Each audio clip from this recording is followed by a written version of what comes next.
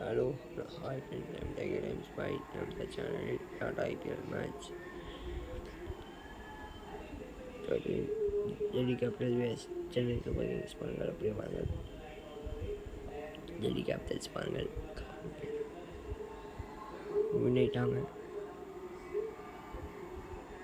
பாருங்கள் டெல்லி சிஎஸ்கே போட்டு போயிட்டாங்க. ஓ யோவலா